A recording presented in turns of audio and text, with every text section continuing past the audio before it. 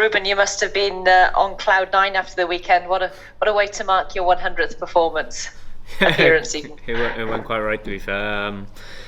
Yeah, it was brilliant to have my family down watching, all my friends. So I guess I had to kind of put a good performance in. But yeah, everything went well. Any celebrations afterwards? Quiet one, a couple of quiet ones, but no. No, all my friends are up in hospitality, so I went up to see them afterwards and my family, and yeah, it was a good night, to be fair. It was a fantastic performance by the halfbacks in particular. How much are you enjoying your rugby there with Dan? Yeah, well, I've known Dan a while. He was in school with me. He was a bit younger than me, but not many years, mind. But yeah, it's been great to watch him come through the academy, and now finally getting to play 9 and 10 with him has been good, to be fair. It's both learning as we go, but yes, at the moment it's going quite good. Yeah, you seem to be on the same path, sort of same, whatever the word is that I'm looking for. But you combine beautifully for one of those tries. I mean, you know, is this a partnership that you see very much long term? Yeah, it would be brilliant if it could go long term. But yeah, he's got a great eye for the game, as you can tell. I think he had all three on the weekend, was he? He scored a try, penalty and conversion. But yeah, he's even though I did most of the work for the try, mine, but you know, you can take credit for that. But yeah, he's a great player, and he's on top form at the moment. So. And I always ask you this whenever I interview you. Gatland and Howley were in the stands there at the Brewery Field. I mean, is it in the back of your mind that they're there? Do they tell you? Do you ever think about that, or do you just focus on the game in hand? No, you don't really focus on it, to be honest. You've got too much going through your mind on game day, and you've got stuff to focus on, and just hope you play well every week, and whatever happens from that happens, you know. Yeah, we've spoken about your Wales ambitions before, but you're certainly. Do you think you're in the form of your life right now? I don't know. I try and take every week as it comes, and put my best foot forward. And yeah, if it turns out well, like the weekend, happy days. So incredibly modest, Morgan. How important then was that game then against the Stormers after the sort of wobble against the Dragons in the open round, especially considering the block of games you got ahead of you? Yeah, I think the first week, especially considering how we played last year, we tended to finish games off really well, and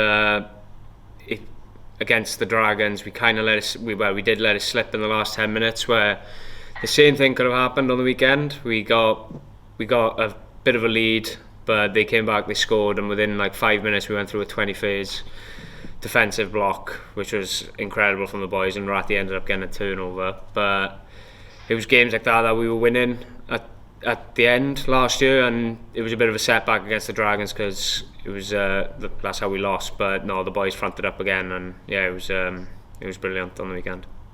It must have been a great performance, because I saw Toby smiling on TV. People are making the same joke about me, mine. So, but yeah, it was. He did say you were very serious. I mean, is that your personality, or is it just in the rugby camp? You don't seem like it. People take the mick that I am, but I'm actually not. I don't know. I'm not serious at all. I've never seen a scrum half without a sense of humour. Trip to Munster this weekend, and that's a tough place to go. What's your experiences of going out there and playing that team? Yeah, well, we lost them in the quarterfinals last year, so it's a big game for us. We will really test us and see where we are, and it really we get to see if we can get one back, and we've been there before, so it'd be great to see what the boys can deliver, really. And what are the main threats that Munster carry? To be honest, their all-round game is pretty good. They make a lot of passes. They play quite a good game, to be fair. Obviously, same as all Irish teams, they've got good ball carriers. But the way our defence is going at the moment, hopefully we can put in a good shift. So they had a bit of a shock loss against Zebra. I guess they're going to be wounded animals, which I'm sure you know, always dangerous.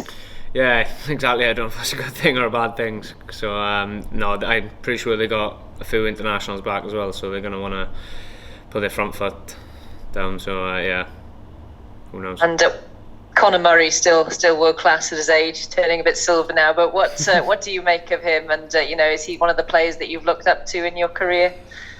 Yeah, I think I played against him a couple of times, and his skills are probably, especially during the peak of his career, probably one of the best in the game. Especially his box kicking, and his all-round game was brilliant. So it's always great to play against top opposition. So looking forward to it.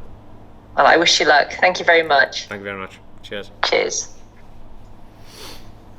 Hi, Reuben. You mentioned going to school with Dan there, obviously a few years apart, but what do you remember him being like back then?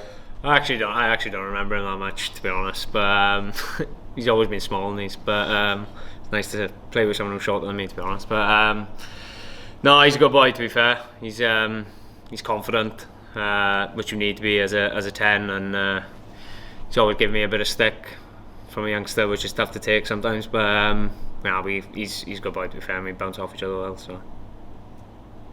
How pleasing was it for the coaches and the players when a strike move like that comes off? Yeah, to be honest, I was pretty late getting to it.